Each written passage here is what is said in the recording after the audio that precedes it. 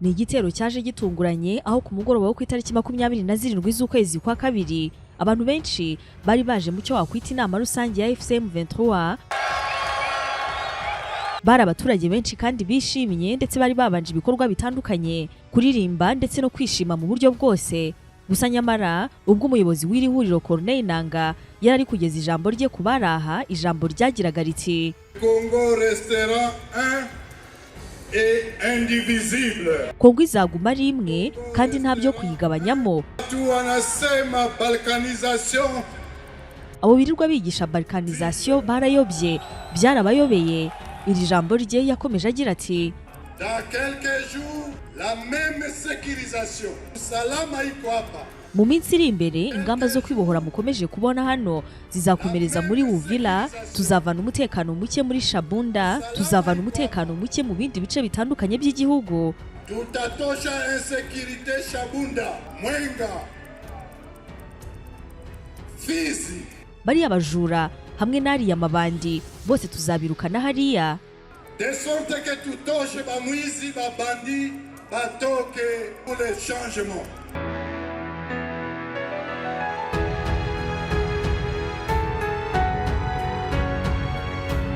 Ubwira ijambo rye ryari rikomeje rero nibwo bombe zatangiye guturika, maze abantu benshi batangira kwiruka. Watu wanaisha. Watu wananguka. Unaona mamaiti pale?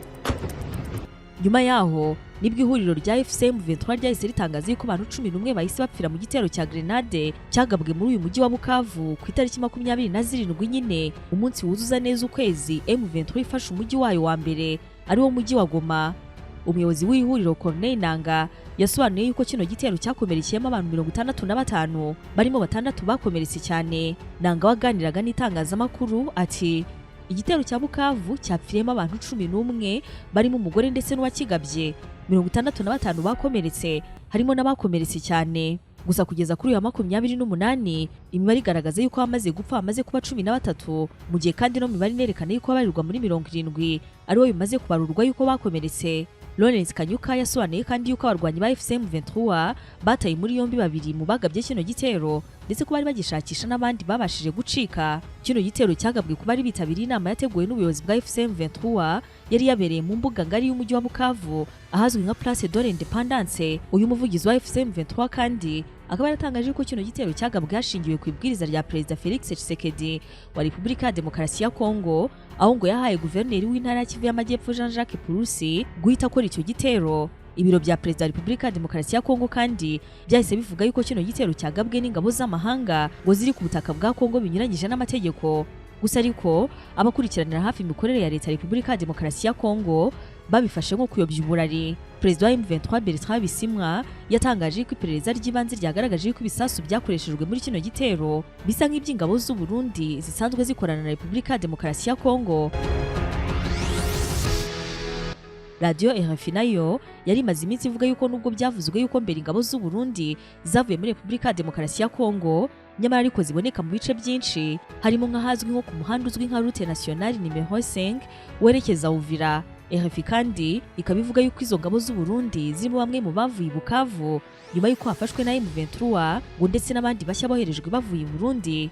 Ino radio inongera yuko intego ari ukubuza yuko Uvira ifatwa na M23, ni mu gihe ku ruhande rw'u Burundi nyamara aho bavuga yuko bohereje ingabo zabo muri Repubulika ya Demokarasi ya Congo ku masezerano bagiranye n'abategetsi ba kino gihugu yo gufasha mu bya gisirikare. Uyu mugabo M23 yatangaje yuko ashobora kuba yarifashishijwe mu gutanga itegeko rya kino gitero ryo gutera muri kano gace ka Bukavu. Hari amakuru yaramaze iminsi avuga yuko no guverineri azakomeza gutegekera muri Uvira. Hari amakuru yaramaze iminsi avuga yuko Perezida wa Congo Tshisekedi yari yarategetse guverineri wa Kivu y'Epfo gukomeza gutegekera Uvira. Uyu nguyu rero akaba ari Jean-Jacques Purusi, aho kuwa gatatu yari yakiriwe na Perezida Tshisekedi Kinshasa mu biro bye. Ni nyuma yuko mu byumweru hafi 2 byari bishize Purusi nawe amufashaga gutegeka intara ya Kivu y'Epfo bari bahunze gusatira kwa M23 bakava muri Bukavu. Uyu ukaba ari umurwa mukuru w'ino ntara. Mu butumwa uyu mugabo yari yatangaje, uyu nguyu akaba asanzwe ari n'umwarimu muri za kaminuza, yavuze ko arimo gukorera muri Uvira ngo mu gihe yarategereje kongera kubasha gusubirana intara yose kuva Bukavu yafatwa na M23 umujyi wa Uvira waranzwemo umutekano muke aho ndetse abahatuye bakomeje kuvuga yuko ingabo za leta ndetse n'abarwanyi ba Wazalendo bakomeje kurwana bambura n'intwaro. Mu cyumweru cyatambutse kandi ubwo umutwe wa M23 wamanuka gufata umujyi mutoya wa Kamanyoro uri hafi y'umupaka wa Congo, Uburundi ndetse n'u Rwanda, ibintu byari byarushijeho kumera nabi. Amashusho amwe akaba yaragaragaje ingabo za leta ndetse na bamwe mu bategetsi burira ubwato aho byavugwaga yuko bahungiye mu mujyi uri ku kiyaga cya Tanganyika mu ntara ya Tanganyika. Abaturage barirwa mu bihumbi nabo bari bamaze guhungira mu Burundi. Hagati aho ntabwo byari bizwi neza niba guverineri Purusi yaragumye Uvira cyangwa se nawe yarahunze, kugeza ubwo byemezwaga yuko arimo gukorera muri Uvira ku itegeko rya Perezida Felix Tshisekedi. Ubwo kandi ku rundi ruhande mu gihe bino byose bikomeje, ni nako urubanza rw'abasirikare 60 baregwa guhunga M23 narwo rukomeje. Uru rubanza rw'abasirikare b'ingabo za FARDC bagera kuri 60 bataye urugamba maze bagahunga bagakora ibikorwa by'ubugizi bwa nabi, urunguru narwo rukomeje kuburanishwa mu ntara ya Kivu ya ruguru. Abaregwa barimo abagore nabo bashinjwa ubufatanyacyaha. Muri rusange abangaba baregwa gushinjwa guhunga umwanzi, kwiba, gufata ku ngufu n'ibindi byaha baregwa gukorera mu bice bitandukanye. Mbere gato y'ifatwa ry'umujyi wa Bukavu, abasirikare barenga 80 ba FARDC hamwe na Wazalendo nabo barimo kuburanishwa ku byaha nk'ibyo ngibyo baregwaga.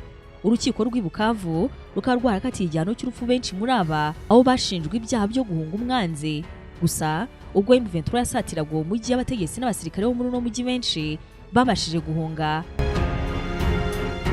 Abayobozi b'ibihugu bitandukanye hirya no hino bavuga yuko nta gisubizo cya gisirikare kizaboneka muri no ntambara, bagasaba yuko habaho ibiganiro by'amahoro byatumirwamo n'umutwe wa M23. Perezida Tshisekedi avuga yuko atazaganira na M23 yita igikoresho cy'u Rwanda ndetse n'umutwe w'iterabwoba. Ni mu gihe nyamara ku rundi ruhande hari hashyizweho ubuhuza bushya muri no ntambara. Mu itangazo ryaho kuwa kabiri wa kino cyumweru, umutwe wa M23 wavuze ko kugira ngo amahirwe ibiganiro by'akarere by'amahoro urimo kubahiriza agahenge kasabwe n'abategetsi b'akarere mu ntangiriro z'uku kwezi. Ubwo busabe bugashimangirwa n'abagaba b'ingabo z'ibihugu by'akarere bateranye mu mpera z'icyumweru gishize. M23 ishinja uruhande rwa leta n'abafatanya narwo ko ubu ngubu barimo kwitegura intambara yeruye.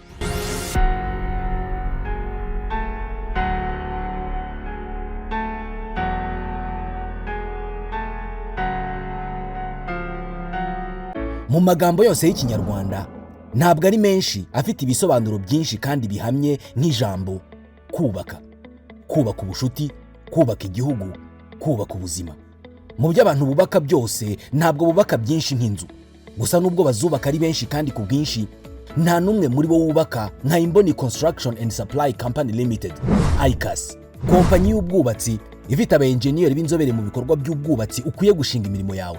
Bakoresha ibikoresho bijyanye n'igihe mu bikorwa by'ubwubatsi bituma bagukorera imirimo yawe neza, vuba kandi mu buryo burambye. Imirimo yo gukora ibishushanyo by'inzu, gushaka impushya zo kubaka, kubaka inzu zaba izo kubamo n'iz'ubucuruzi, gutunganya imbere mu nzu zo guturamo cyangwa se gukoreramo interior design. Bahamagare cyangwa ubandikire kuri WhatsApp kuri 0785 wanabandikira email kuri yourdreamconstructionsolution@gmail.com. Waba uri mu gihugu cyangwa se hanze yacyo bagukorera nk'uhibereye. Bahamagara uyu munsi uzanshimira nyuma. Mwebwe hamwe natwe muri Ragura Confiance Trading Limited twizera cyane ko twamaze kuba umuryango abantu ukunda, nta kindi ubaha kitari byiza. Niyo mpamvu ya makaro meza yamamaye mu gufasha abayakoresha mu bihe by'imvura, ubushyuhe ndetse n'ubukonje twamaze kuyabazanira mu mabara ndetse n'amadesign cyangwa se uko agaragara bitandukanye, biguha amahirwe yo gukora amahitamo meza cyane.